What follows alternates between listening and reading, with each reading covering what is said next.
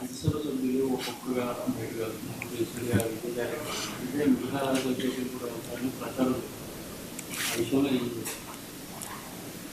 Basically ఒకటి గుర్తుపెట్టుకోవాలి,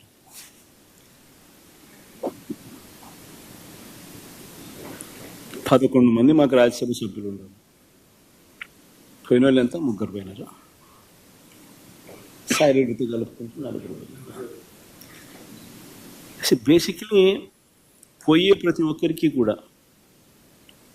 నేను ఒకటే మాటే చెప్తా, రాజకీయాలలో ఉన్నప్పుడు క్యారెక్టర్ ఉన్నాను, క్రెడిబిలిటీ అనే పదానికి అర్థం తీసుకున్నాను. రాజకీయాలలో ఉన్నప్పుడు కాలర్ ఎగరేసుకుని చెప్పాలి, ఫలానోడు మా నాయకుడు అని. అది ముఖ్యమంత్రి అయినా సరే, ఎమ్మెల్యే ఎంపీ అలాంటి ఆయనైనా సరే, ఎమ్మెల్యే అయినా ఇలాంటి అయినా సరే, ఎవరి గురించి అయినా కానీ ఇట్లా గొప్పగా చెప్తాం. కానీ మనమంతటి మనమే ప్రలోభాలకు లొంగో, భయపడో, ఏదో కారణం చేత మనమంతటి మనమే మన వ్యక్తిత్వాన్ని, మన క్యారెక్టర్ని, మన క్రెడిబిలిటీని మనం బలంగా పెట్టి మనం కాంప్రమైజ్ అయ్యి అటువైపు మనం పోతే మన గౌరవం ఏంది, మన వాల్యూ ఏంది, మన క్యారెక్టర్ ఏంది, మన క్రెడిబిలిటీ ఏంది? ఇది ప్రతి ఒక్కరూ రాజకీయాల్లో ఉన్నప్పుడు ఆలోచన చేసుకోవాలి. ఈ కష్టం అనేది ఎల్లకాలం ఉండదు. డెమోక్రసీ అంటేనే 5 years, మ్యాక్సిమం నీకున్న కష్టకాలం 5 years. 5 years if you can just hold on, then your time will come. One should always have the patience, always have the character and credibility within ourselves to stand up. అది సాయిరెడ్డికైనా అంతే, పోయిన 3 ఎంపీలకైనా అంతే. ఒకవేళ నువ్వు చెప్తా అన్నట్టు ఇంకా ఒకడో అరో ఇంకా పోయే కార్యక్రమం జరిగితే వాళ్ళకైనా ఇంతే. ఒకటి చెప్తా ఉన్నా, వైఎస్ఆర్సీపీ ఈరోజు ఉంది అని అంటే అది వీళ్ళందరి వల్ల లేదు.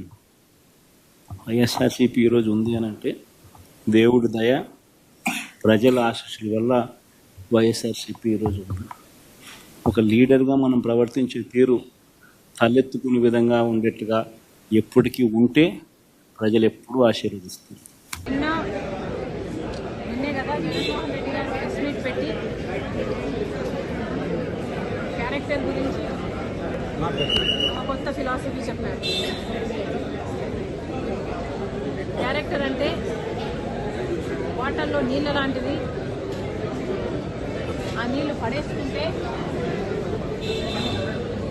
మళ్ళీ దాన్ని సమకూర్చుకోలేము. ఆ నీళ్లు భూమిలో ఇంకిపోతే మళ్ళీ దక్కించుకోలేమని జగన్మోహన్ రెడ్డి గారు చాలా పెద్ద డైలాగులే చెప్పారు. ఒక పక్కేమో జగన్మోహన్ రెడ్డి గారు క్యారెక్టర్ గురించి ఇంత పెద్ద పెద్ద డైలాగులు చెప్తున్నారు, ఇంకో పక్క నేనేమో అసలు జగన్మోహన్ రెడ్డి గారు క్యారెక్టర్ అంటే ఏమిటో అన్న పదానికి అర్థం కూడా మర్చిపోయారు కాబోలు అని నేను అనుకుంటున్నాను. బట్ నిజంగా ఆలోచన చేసుకోవాలి జగన్మోహన్ రెడ్డి గారు మీ క్యారెక్టర్ ఏమిటి ఒకసారి మీరే ఆలోచన చేసుకోండి. ఒక పక్క సాయిరెడ్డి గారు రాజశేఖర రెడ్డి గారి కోరిక భిన్నంగా నన్ను అబద్ధం చెప్పమంటున్నారు, నాకు వీలు కాదు, నన్ను వదిలేయండి అని బ్రతిమాలుకుంటున్నా మీరు ఒప్పుకోకుండా అబద్ధం చెప్పమని ఒత్తిడి చేశారు. ఇది జగన్మోహన్ రెడ్డి గారి గొప్ప క్యారెక్టర్. అమ్మకు అన్ని విషయాలు తెలుసు, విజయమ్మ గారికి అన్ని విషయాలు తెలుసు. నా పరువు పోతుంది నేను అబద్ధం చెప్తే, నన్ను వదిలేయండి అని సాయిరెడ్డి గారు బ్రతిమాలుకుంటున్నా లేదు అబద్ధాలు చెప్పాల్సిందే అని ఒత్తిడి చేయడం జగన్మోహన్ రెడ్డి గారి ఉన్నతమైన క్యారెక్టర్.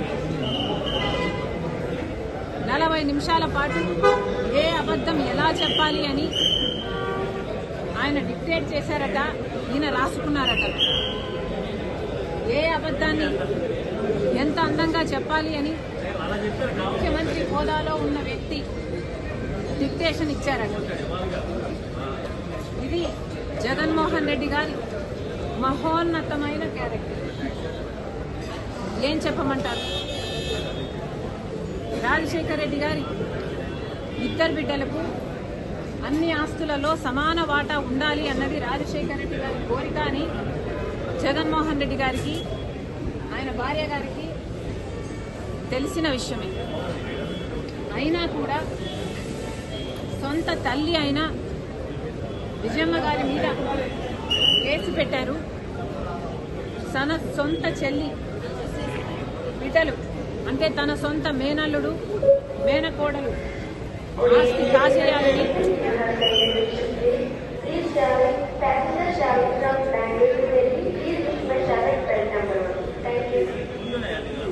తన సొంత మేనల్లుడు మేనకోడలు ఆస్తి కాజేయాలని కుట్రలు పన్ని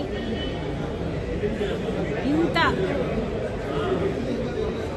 దిగజారిపోయారో జగన్మోహన్ రెడ్డి గారే ఆత్మ పరిశీలన చేసుకోవాలి. ఒక్కసారి ఇద్దరు జగన్మోహన్ రెడ్డి గారు భార్యాభర్తలు ఇద్దరు బైబిల్ ముందరేసుకొని మీ క్యారెక్టర్ ఏమిటో ఎంత దిగజారిపోయారో ఆలోచన చేసుకోవాలని